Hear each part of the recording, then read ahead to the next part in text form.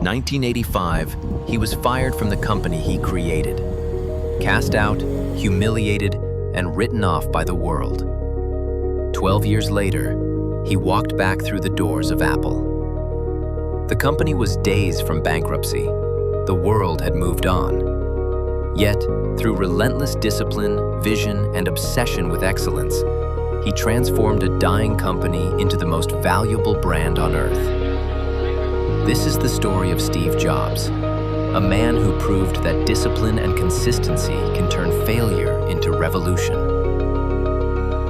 Steve Jobs was born in 1955, adopted into a modest family in San Francisco. From a young age, he was curious, tinkering with electronics, taking apart radios, and learning by doing.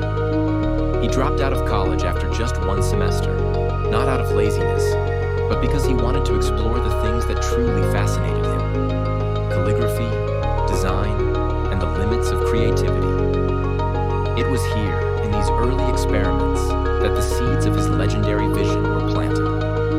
He wasn't just learning skills, he was training his mind to see the world differently, to find beauty and purpose in the smallest details.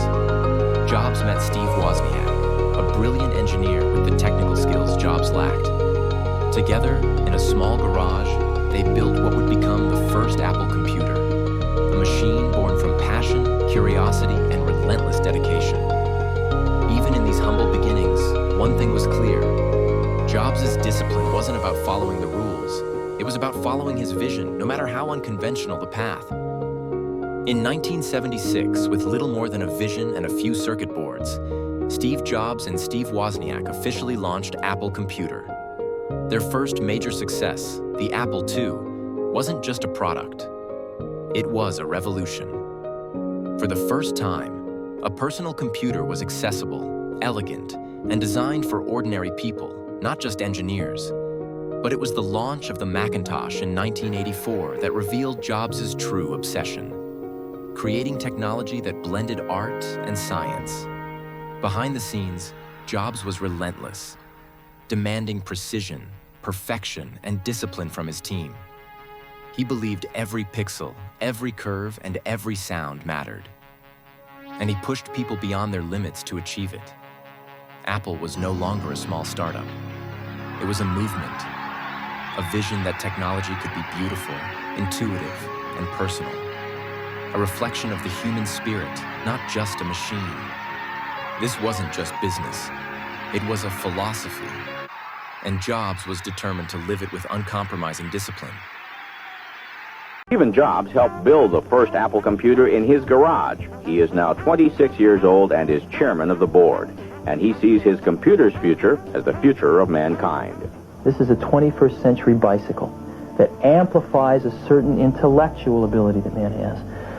And I think that after this process has come to maturity, the effects that it's going to have on society are actually going to far outstrip even those that the petrochemical revolution has had. By 1985, Apple had become a tech giant. But behind the glossy ads and revolutionary products, tensions were boiling. Steve Jobs, still in his 20s, had gone from a garage entrepreneur to a powerful executive. His intensity, perfectionism, and relentless demands had built Apple, but they were also creating friction. The board of directors grew wary. His relationship with then CEO John Sculley collapsed. Power struggles, missteps, and internal conflict came to a head. And then, it happened. Jobs was forced out of the company he had created. The board sided against him. One day, he was Apple's visionary leader. The next, he was gone. Most people would have disappeared quietly, but Steve Jobs didn't.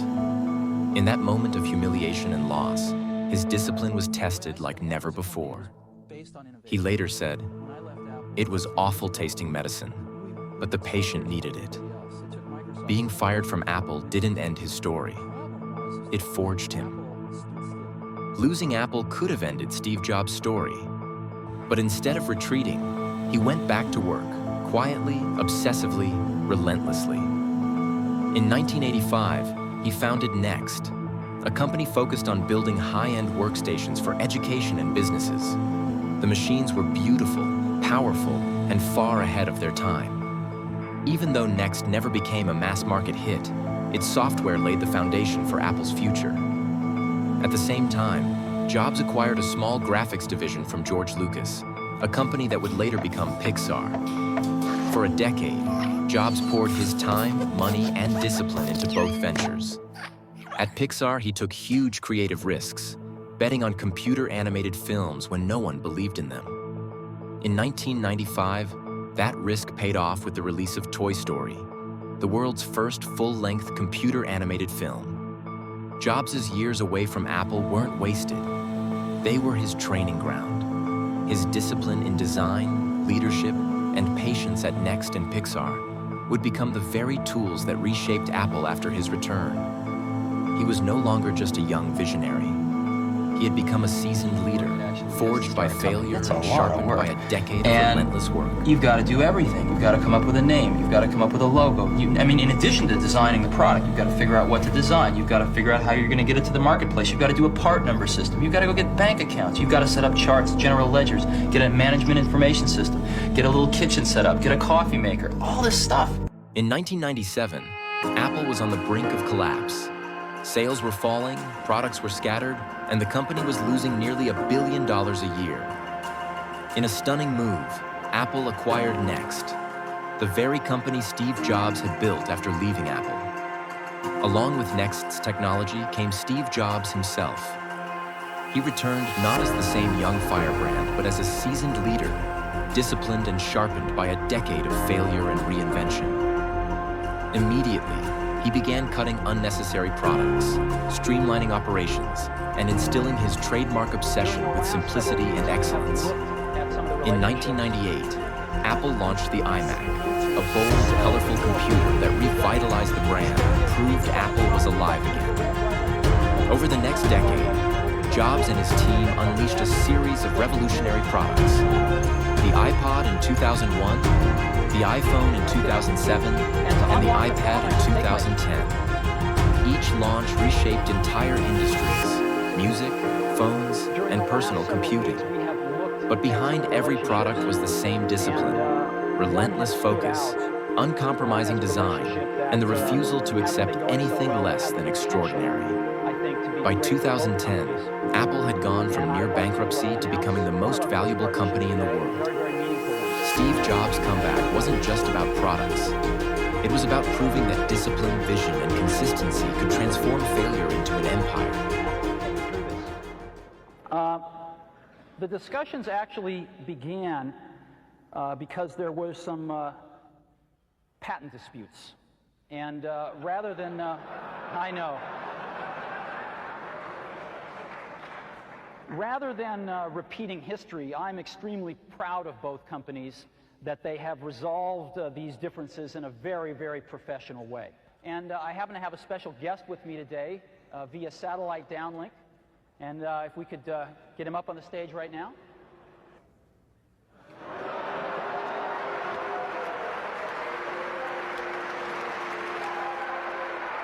Good morning.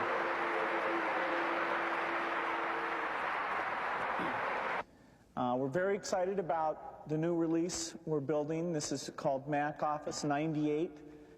We do expect to get it out by the end of this year. And we've got some real exciting features. It's a product that's going to require no setup. It's going to be an easy transition from people in the past. And I think it's going to really set a new benchmark for doing a good job with performance and exploiting unique Mac features. If we want to move forward and see Apple healthy and prospering again, we have to let go of a few things here. We have to let go of this notion that for Apple to win, Microsoft has to lose. On October 5th, 2011, Steve Jobs passed away at the age of 56. The world mourned, not just the loss of a CEO, but of a man whose vision had reshaped technology, business, and culture. His story is not one of instant success, but of relentless discipline, consistency, and resilience. From a garage in California to the most valuable company in the world, Jobs showed what it means to think differently, and then worked tirelessly to make that vision real. Even after his death, Apple continued to grow, and the principles he embedded, simplicity, focus, and excellence, became a blueprint for innovation worldwide. His journey proves that discipline isn't about rigid routine. It's about knowing what matters, cutting away distractions, and showing up with intensity, even when no one is watching. Steve Jobs left us with more than products. He left us with a model of courage and persistence, the kind that no one has ever escaped it. And that is as it should be, because death is very likely the single best invention of life. It's life's change agent. It clears out the old to make way for the new. Right now, the new is you. But someday, not too long from now, you will gradually become the old and be cleared away. Sorry to be so dramatic, but it's quite true. Your time is limited, so don't waste it living someone else's life. Don't be trapped by dogma, which is living with the results of other people's thinking. Don't let the noise of others' opinions drown out your own inner voice. And most important, have the courage to follow your heart and intuition. They somehow already know what you truly want to become. Steve Jobs' story is not frozen in time. It lives on in the entrepreneurs, students, artists, and dreamers who take his lessons and run with them. The core of his message, to stay hungry, stay foolish, and keep showing up, remains as urgent today as it was decades ago. In a world flooded with distractions and instant gratification, discipline and consistency are rarer and more powerful than ever. Whether you're building a business, learning a craft, or simply trying to improve your life, the same principles apply. Focus, simplicity, and relentless follow-through. The next Steve Jobs may be watching this right now. Someone who chooses discipline over doubt, consistency over excuses, and creates something the world can't ignore.